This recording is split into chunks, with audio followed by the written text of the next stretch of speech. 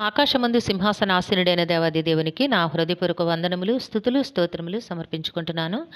అందరికీ శుభోదయం. ఇది నా మహోన్నతుడైన దేవాది దేవుడు నీ కొరకు సిద్ధపరిచిన వాక్కు.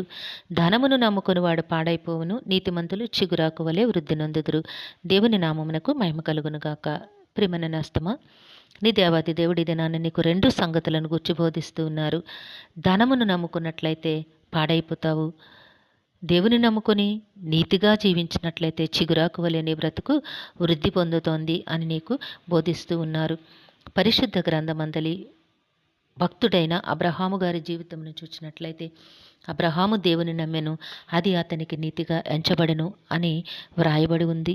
అంటే నమ్మికలోనే నీవు నీతిమంతునిగా, దేవుని ఎదుట యోగ్యమైన వానిగా కనపరచబడినట్లు నీవు ఉన్నతమైన విశ్వాసముతో దేవుని సన్నిధిలో అడుగులు వేయాలి. అంత నీతిమంతుడు భక్తిపరుడైన అబ్రహాము గారికి పిల్లలు లేరు. దేవుడు వాగ్దానం చేశారు, అబ్రహామా, నీకు నేను గర్భఫలమిస్తాను, నీ గర్భఫలాన్ని ఇసుక రేణువులంతా విస్తారముగా ఆశీర్వదిస్తాను అని చెప్పారు. అబ్రహాము గారు ఆశతో దేవుని వైపు ఎదురు చూచారు.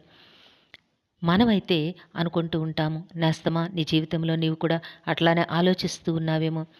దేవుడు చెప్పారు, ఇస్తానన్నారు, తెల్లవారేలోపు ఈ ఇల్లు ఒక 7 అంతస్తుల భవనంగా మారిపోవాలి, తెల్లవారేలోపు ఈ పరిస్థితులన్నీ మారిపోవాలి అని అనుకుంటూ ఉన్నావా?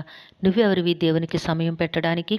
నీకు ఏది ఎప్పుడు అవసరమో దేవుడు అప్పుడే నీకు ఆ స్థితిని, ఆ ఆశీర్వాదమును అనుగ్రహిస్తారు. కనుక దేవుని వైపు నీవు ఆశతో ఎదురుచూచి విశ్వాసముతో నీతిమంతునిగా అడుగులు వేయుట మాత్రమే నీ పని అయి ఉన్నది.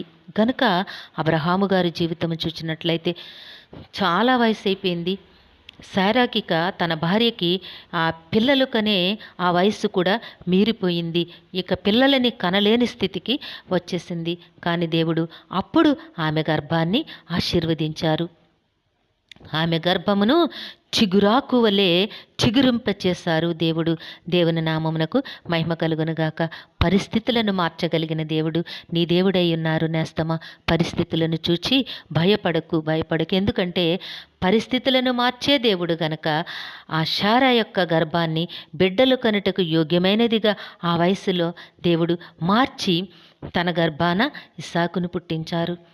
అబ్రహాముకి ఒక మాట ఇచ్చారు దేవుడు, విశ్వాసులకు తండ్రి అని నీకు పేరు పెట్టి నేను పిలుస్తున్నాను అని చెప్పారన్నమాట. ఎవరండి? ఈరోజు నువ్వు విశ్వాసివైతే నేస్తమా నీకు తండ్రి అబ్రహాము. సో ఈ విధముగా అబ్రహాముకి దేవుడిచ్చిన పిల్లలని లెక్కించుట ఎవరికి సాధ్యము? మాట ఇచ్చి తప్పే దేవుడు కారు. నీ దేవుడు నీతిమంతుడైన దేవుడై ఉన్నారు గనక నీవు కూడా నీతిమంతునిగా బ్రతకడానికి ప్రయత్నము చెయ్యి, తాపత్రయపడు, దేవుని సన్నిధిలో ప్రార్థన చెయ్యి నేస్తమా. దేవుడు నిన్ను ఎంతో ఆశీర్వదించాలని ఇష్టపడుతూ ఉన్నారు. నీవు ఆ ఆశీర్వాదములకు వారసునివి కావాలి అంటే నీవు నీతిమంతునిగా జీవించాలి. దేవుడు నిన్ను నీతిమంతునిగా జీవింపచేసి ఆయన సిద్ధపరిచిన ప్రతి ఆశీర్వాదమునకు యోగ్యునిగా నిన్ను జీవింపచేయునుగాక. ఆమెన్. ప్రార్థన చేసుకుందాము. సింహాసనాసీనుడైన దేవ, మీ ఘనమైన నామమును కొందరములు తండ్రి, మీ బిడ్డకు మీరు ఇచ్చిన వాక్కును బట్టి స్తుతులు సమర్పించుకుంటున్నాము. మీ బిడ్డ జీవితంలోనూ కుటుంబంలో మీ ఉన్నతమైన ఆశీర్వాదములు అనుగ్రహించి మీ నామమునకు మహిమకరముగా జీవింపచేయండి. నీతిమంతునిగా జీవించే యోగ్యతను ప్రసాదించమని మీ కాలు పట్టి వేడుకొంచున్నాము తండ్రి. ఈ దినము పుట్టినరోజు, వివాహ దిన మహోత్సవంలో జరుపుకొంచున్న మా ప్రియులందరికీ నాయన మీ ఆశీస్సులు అనుగ్రహించి దీర్ఘాయుష్నిచ్చి మీ కృపలో నడిపించమని సమస్తమును మీ కృపాహస్తములకు అప్పగించుకుంటూ ఈ ప్రార్థన మా రక్షకుడును మీ ప్రియకుమారుడైన యేసుక్రీస్తు వారి అతి శ్రేష్టమైన నామమున అడిగి వేడుకొనుచున్నాము తండ్రి. ఆమెన్. జీవము కలిగిన దేవుడు మీ కుటుంబ జీవితంలో ఉన్నతమైన ఆశీర్వాదములను అనుగ్రహించి మిమ్మును ఆయన నామ మహిమ కొరకు జీవింపచేయనుగాక.